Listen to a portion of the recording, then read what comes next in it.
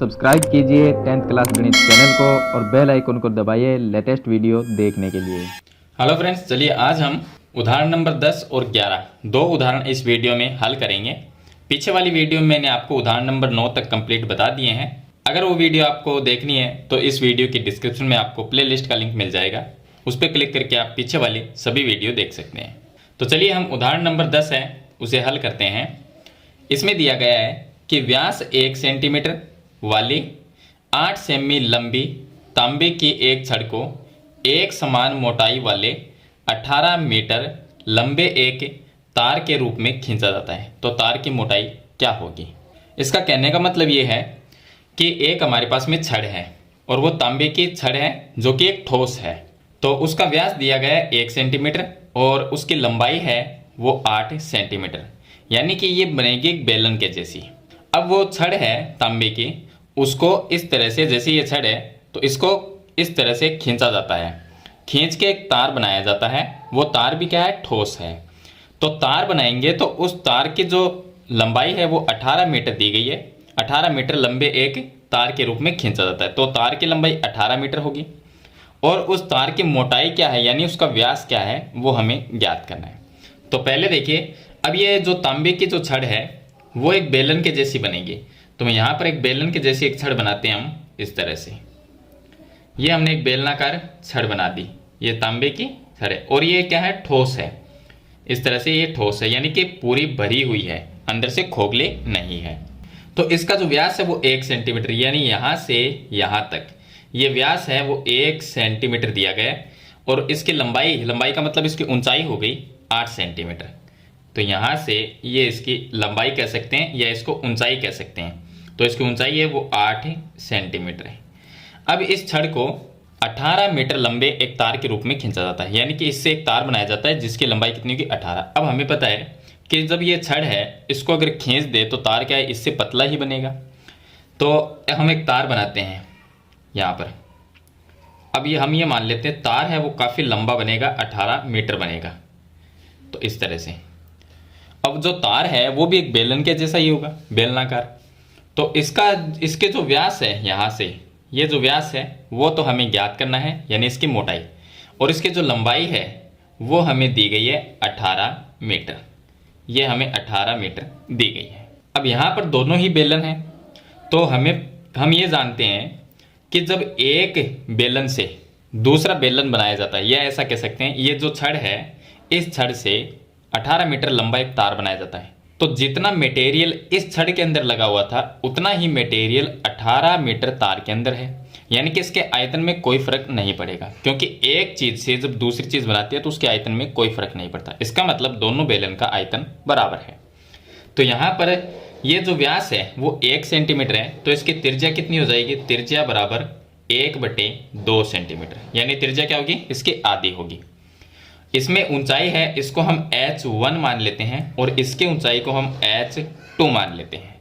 यहाँ पर जो त्रिज्या है छड़ की उसको r1 मान लेते हैं और यहाँ पर जो बेलन की त्रिज्या होगी इसको हम r2 मानेंगे। r2 हमें ज्ञात करनी है, यानी कि इसका व्यास ज्ञात करना। तो पहले त्रिज्या आएगी, त्रिज्या का हम डबल करके और इसकी मोटाई यानी इसका व्यास ज्ञात कर लेंगे। तो चलिए इसको हम हल करते हैं। तो यहाँ पर हम पहले लिखते हैं कि छड़ का आयतन बराबर होगा तार का आयतन। तो मैं यहाँ पर लिख देता हूँ छड़ का आयतन बराबर होगा तार का आयतन। तार का आयतन। अब दोनों ही बेलन है, यानी कि बेलनाकार आकृति है, तो बेलन का आयतन का सूत्र लगाएंगे। बेलन के आयतन का सूत्र होता है πr²h। लेकिन जो छड़ का आयतन है वो πr² होगा, लेकिन इसमें जो त्रिज्या है वो r1 और ऊंचाई h1 है, तो इसको हम r1 लिख देंगे, इसको h1 लिख देंगे। बराबर तार का जो आयतन है यानी कि बेलन का आयतन ही होगा, वो भी πr² होगा, πr²h। लेकिन इसकी त्रिज्या को हमने r2 माना है और इसकी ऊंचाई को भी h2 मान लेंगे। अब देखिए पाई से ये पाई तो कट जाएगा। r1 का मान कितना है? r1 का मान है 1/2, तो 1/2 का स्क्वायर कर देंगे। 1/2 का स्क्वायर का मतलब हुआ 1/2 गुणा 1/2 गुणा h1 यहाँ पर 8 सेंटीमीटर है, तो मैं लिख देता हूँ 8 बराबर में r2 त्रिज्या हमें ज्ञात करनी है, तो मैं इसको r2 का स्क्वायर ही लिख देता हूँ और गुणा में H2, यहाँ पर ये मीटर में है, इसको सेंटीमीटर में चेंज करेंगे तो ये आ जाएंगे हमारे पास में 100 से गुणा कर देंगे 1800 सेंटीमीटर। तो गुणा में लिख देते हैं 1800 सेंटीमीटर। अब देखिए 2 को 2 से गुणा करेंगे 4, यानी कि ऐसा कह सकते हैं कि 2 का भाग इसमें देंगे 4 आएगा, फिर 2 का भाग इसमें देंगे तो 2 आ जाएगा। 2 को 1 × 1 से गुणा करेंगे तो 2 ही आएगा, और ये 1800 गुणा में है तो ये आ जाएगा भाग में 1800, बराबर में रह जाएगा R2 का स्क्वायर, ये रह जाएगा। अब 2 का भाग 2 में 1 बार जाता है और 1800 में 900 बार जाता है, तो इसको हम लिख सकते हैं 1/900, बराबर में आ जाएगा R2 का स्क्वायर। अब यहाँ से स्क्वायर हटाएंगे तो इसके ऊपर अंडर रूट लग जाएगा, तो इसको हम ऐसे लिख सकते हैं R2 का स्क्वायर बराबर में 1/900, इस तरह से लिखेंगे। और उसके बाद में हम लिख देंगे R2 बराबर अंडर रूट में 1/900। अब 1 का अंडर रूट निकालेंगे तो 1 ही होगा, और 900 का रूट निकालेंगे तो 30 आ जाएगा, यानी 1/30 सेंटीमीटर। ये इसकी त्रिज्या आ जाएगी, यानी कि इसकी त्रिज्या। अब त्रिज्या का डबल करेंगे तो वो व्यास आ जाएगा। व्यास का मतलब हो गया इसकी मोटाई। तो बेलन इसकी मोटाई क्या होगी, यानी कि तार की मोटाई। तार की मोटाई होगी यानी तार का व्यास। तो त्रिज्या 1/30 है, तो इसका डबल कर देंगे, यानी कि इसको 2 से हम गुणा कर देंगे।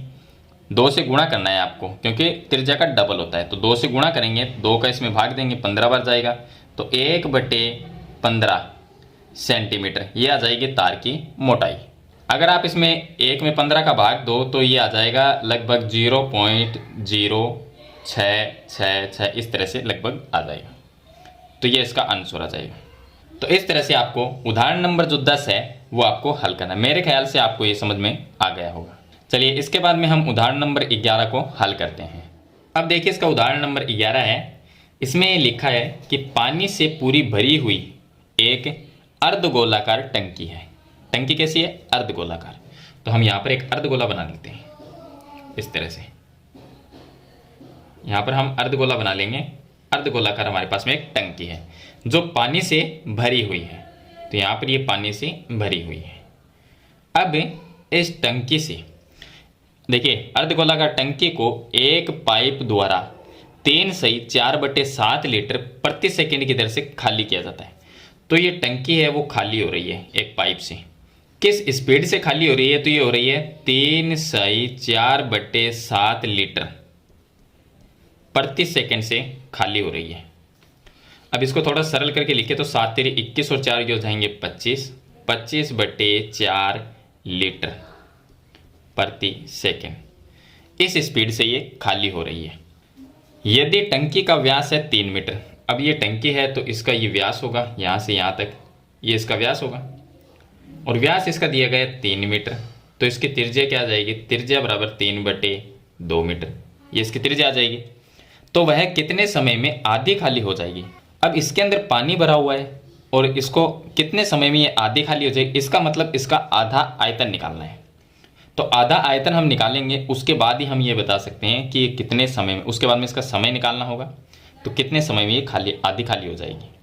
तो पहले हम ये जो अर्धगोलाकार टंकी है इसका हम आयतन ज्ञात करते हैं, उसके बाद में इसका आधा आयतन ज्ञात करेंगे, और आधा आयतन से हम निकालेंगे कि कितने सेकंड में ये या कितने मिनट के अंदर ये आधी खाली हो जाएगी। तो चलिए सबसे पहले हम लिखते हैं कि अर्धगोलाकार टंकी का आयतन। तो यहाँ पर मैं लिखता हूँ अर्धगोलाकार टंकी का आयतन। अब अर्धगोला है ये, तो इसका आयतन का सूत्र होता है 2/3 πr³। तो मैं लिख देता हूँ यहाँ पर 2/3 πr³। अब 2/3 का 2/3 आ गया, पाई का मान यहाँ पर 22/7 लेना है, तो ये आ गया 22/7। गुणा में लिख देंगे हम r त्रिज्या कितनी है 3/2। यहाँ पर क्यूब लगा हुआ है तो इसको 3 बार लिखना है, 3/2 गुणा में फिर से 3/2 फिर गुणा में 3/2। अब देखिए 3 से ये 3 कट जाएगा और 2 से ये 2 कट जाएगा। 2 का भाग हम 22 में 11 बार दे सकते हैं। 3 को 3 से गुणा करेंगे 9, 9 को 11 से गुणा करेंगे तो ये आ जाएगा 99, ये आ जाएगा 99। और बट्टे में 7 को 2 से गुणा करेंगे तो ये आ जाएगा 14, और यहाँ पर हम लगा देंगे मीटर क्यूब क्योंकि ये आयतन है। तो ये अर्धगोलाकार टंकी का आयतन आ गया। अब हम निकालेंगे कि इसमें से पानी कितना आधा खाली करना है। तो आधा खाली हुए पानी का आयतन ज्ञात करेंगे। तो यहाँ पर मैं लिखता हूँ आधा खाली हुए पानी का आयतन, ये हम ज्ञात करेंगे। यानी कहने का मतलब ये है कि आधा पानी का आयतन ज्ञात करना है। तो यहाँ पर देखिए, ये जब टंकी भरी हुई थी, उसके अंदर पानी भरा हुआ था, तो ये उसका आयतन है, पूरी भरी हुई थी। तो इसका आधा करेंगे तो हम इसको 1/2 से गुणा कर देंगे। तो आधा आयतन जो आएगा वो आएगा 1/2 से इसको गुणा कर देंगे, फिर गुणा होगा 99/14, ये आ जाएगा। यानी आधा निकालने का मतलब क्या है, किसी भी संख्या का आधा करना, उसको 1/2 से गुणा करना।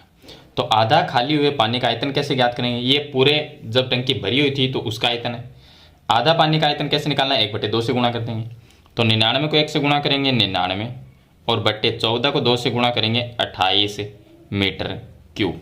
ये आ जाएगा आधा पानी जो खाली होगा, यानी टंकी आधे खाली होगी तो उसका आयतन आ जाएगा।